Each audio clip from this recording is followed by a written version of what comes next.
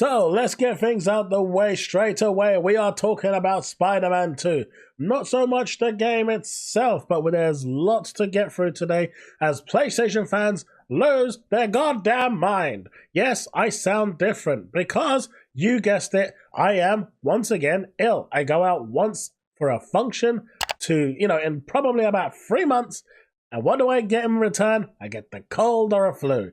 That is what it is. But you know what else actually cheered me up today? I set you all a 500 like challenge, and do you know what? You all smashed it. We beat the 500 like challenge, and I know you can do it again. So if you do find this video useful, I know you're gonna live up to that challenge, and we're gonna go for another 500 likes. Let's see if we can emulate that success again, especially since I'm ill and bringing you amazing content like this.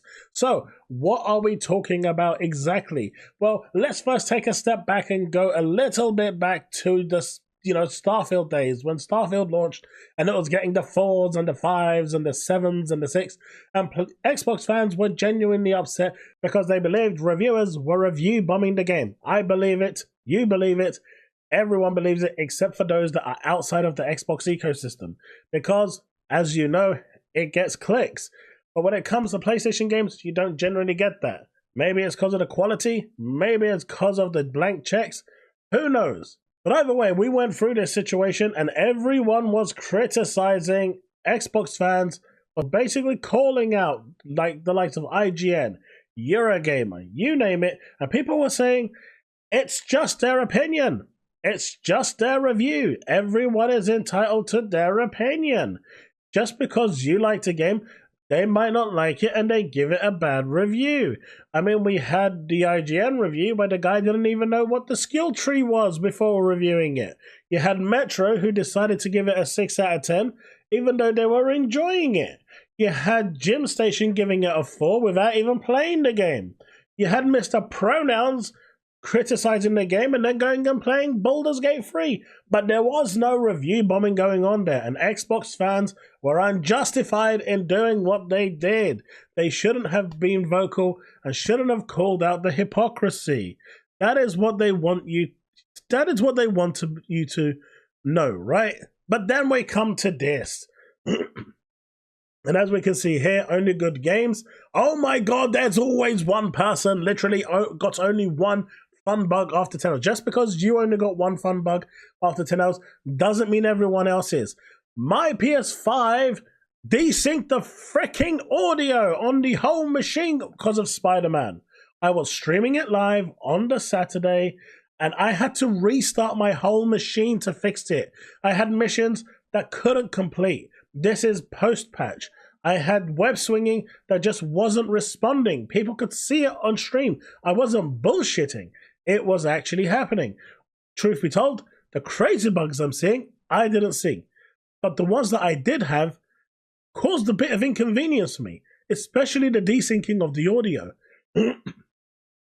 It wasn't until later on that I realized that my whole audio system from system level was actually being done. But let's just check this out. So Noisy Pixel gives it a 7 out of 10, knocks it down to a 90, and now they're at risk of losing that 90 score because one more of those and it's going to drop to an 89.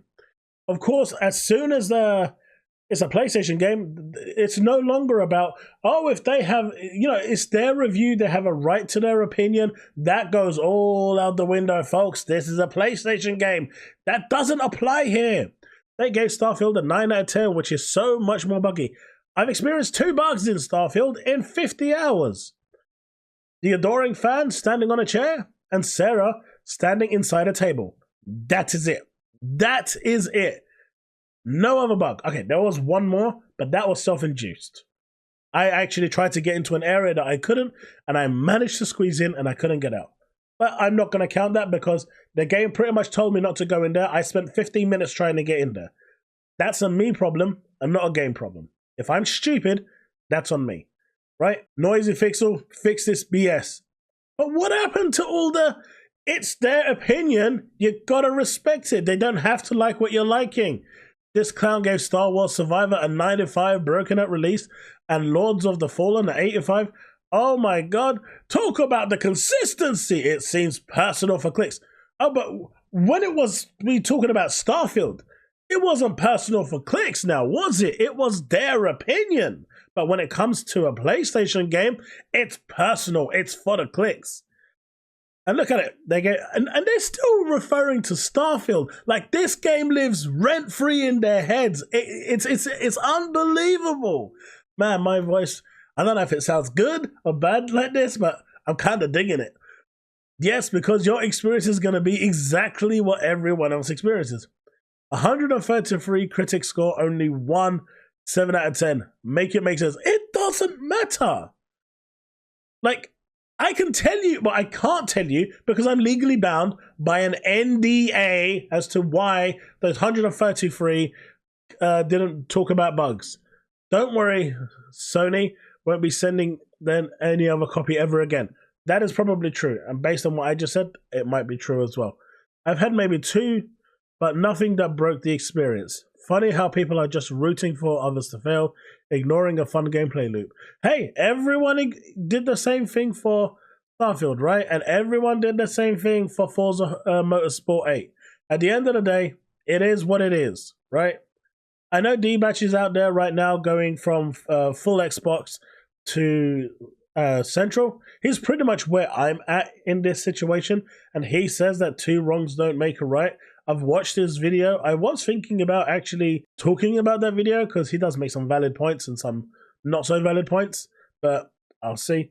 But at the end of the day, it's not about 2 wrongs making a right. The fact is, if there has to be some consistency there. He must have been one of the very few unlucky people who went through these bugs frequently. It does seem to be affecting something. Thank you. He gave Starfield again and is crying about a couple of bugs in Spider. Pathetic. Well, he can't even spell that. One mixed review out of 100 must be an Xbox fan. Of course it's going to be an Xbox fanboy. Nothing like, Metro or Eurogamer to outline that they're an Xbox, a PlayStation-centric review site, or Merit Station, who gave it a 6. I mean, it's in the goddamn name, but my dude is going to live and die on that hill. If you want to fix that review, then every game needs the fake scores fixing. Thank you. Any bug you run into isn't game-breaking or locking you out of a story. Clearly wants the clicks. Don't think I've heard of this one before.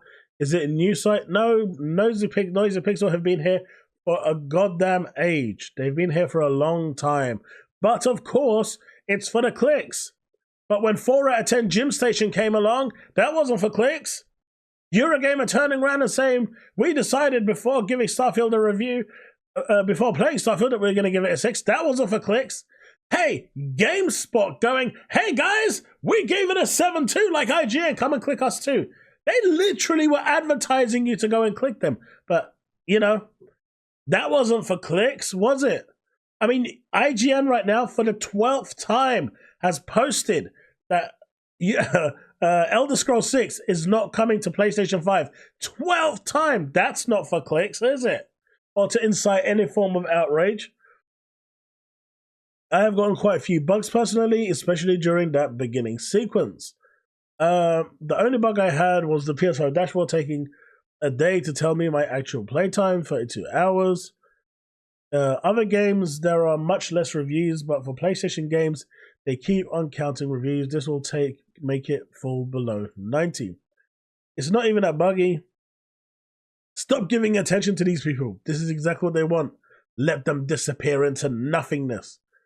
Who the fuck is that guy? So I wonder what their rating is for. Again, that Starfield, I swear to God, I have never seen a game affect a fan base so much in my life like Starfield has. I know I look terrible. I am very, very unwell today. I am still hoping to finish the Starfield. I've got Starfield in my brain. I am hoping to finish Spider-Man on stream tomorrow. So for those of you who don't want to check it out on twitch.tv/CaosLounge Gaming, come check me out. I think we're about 4 hours away from completing it. So who knows? Maybe we'll get there if I'm feeling better anyway. And trying so hard to be relevant. Isn't 90 a good score? Everyone's beloved Metacritic? And Noisy Pixel, I bet he's one of those Tombstone's goons. In the 12 hours of gameplay, I've run into one bug, and it's the most hilarious I've seen. 0 performance issues. But just because you don't experience it, no one else does. Bro, WTF? As you can see, yep, as always, its current inexcusable state, these people can't be serious. Maybe they just had a really bad experience. But at the end of the day, it was okay for Starfield to be completely and utterly ridiculed, and these people were cheering it, egging it on. But now it's happening to their beloved PlayStation game, and it's a big problem. Like, I'm confused. I had 4 crashes. And it's like, 7 out of 10 seems fair to me. He's smoking that Team Green BS. Like, what I'm saying here is, it's hilarious that one publication decides that they're going to come out, and it says, even if these faults are eventually fixed in an upcoming patch, it's clear that this game should not have been released in its current inexcusable state. Basically, this game was rushed out of the door, he's saying, to meet the Game of the Year ceremony. It's a shame because, critiques aside, there's a genuinely addictive gameplay loop here that I'm sure I would have found more compelling. And it goes on to say a little bit more on the blog. But as you can see, like, 7 out of 10, and they've lost their minds. And this is only one that I've found, right? There's a few more out there that, and they've been flooding through, how people are completely not happy and, you know, calling this publication out for coming out and talking about the fact that there's bugs and they had a horrible experience. One review and they've lost their minds. One review and that's it. That's all it took. 1.7 and they were out. But when you had that 4 out of 10 because that dude didn't agree because of Bethesda's past transgressions with trans rights, and so they gave it a 4 out of 10 to lower the score. I mean, that 4 out of 10 tanked Starfield score. They were perfectly happy with that, right? They were cheering that on. And now that they're getting a dose of it by their own medicine, they're, oh, please, what is this? I mean, it's hypocrisy at its finest, right? This is hypocrisy. And it's only one review. Can you imagine if 2 or 3 or 4 or someone actually gives it a 5? Can you imagine the meltdown that's going to happen then? My God, I don't think the internet is ready. My internet's already playing up and I'm talking about it. Can you imagine if it gave a 5? I think Twitter would go down. That is the state I think the player base would be in. I think Twitter would go down. Well, folks, you let me know in the comment section below what you think. Let's have that discussion. Let's see if we can hit that 500 likes again. That is the challenge I'm setting you. Let's see if we can get to that 6,000 subs. And then maybe even 7.5 by Christmas would be absolutely amazing. Right. I think I'm going to stop talking now because my voice is seriously going. And I do want to try and get better. I have actually made it through this without stopping too many times.